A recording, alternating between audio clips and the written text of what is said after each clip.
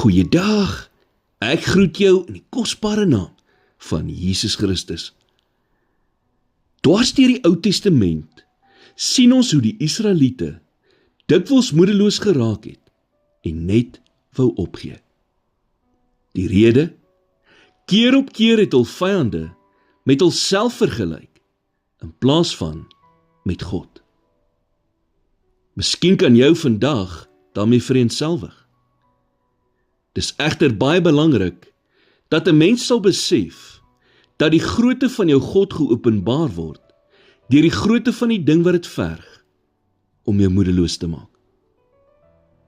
As jou probleem jou tot wanhoop bring, dan het jy vergeet hoe groot en magtig die God is wat jou geroep het en sy eie gemaak het.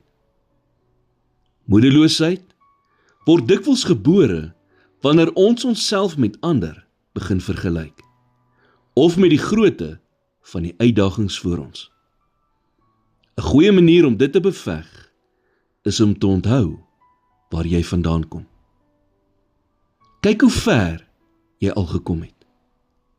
Dink terug hoe goed God al vir jou was, en hoeveel kere jou al in die verlede deurgebring het. God is nog nie klaar met jou nie. Sy wil is dat jy in geloof sal groei en geestelik volwasse sal word. Daarom bemoedig die skrif ons in Galasiërs 6 vers 9, en laat ons nie moeg word om goed te doen nie, want op die regte tyd sal ons maai as ons nie verslap nie. Baie mense soek 'n oes nog voor die tyd reg is. Dink so daaraan. Op net die regte tyd het God sy seun gestuur. Op net die regte tyd het die dag van Pinkster aangebreek en was die Heilige Gees uitgestort.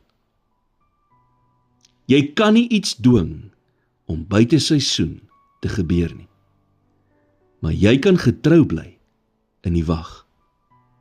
Jy kan 'n keuse maak om nie moeg te word om goed te doen nie. Jy kan onthou hoe ver jy al gekom het en God vertrou om elke belofte wat hy jou gegee het in vervulling te bring.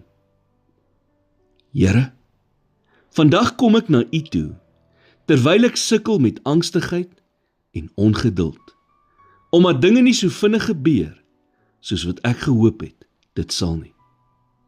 Stort asseblief U vrede uit oor my hart en my verstand.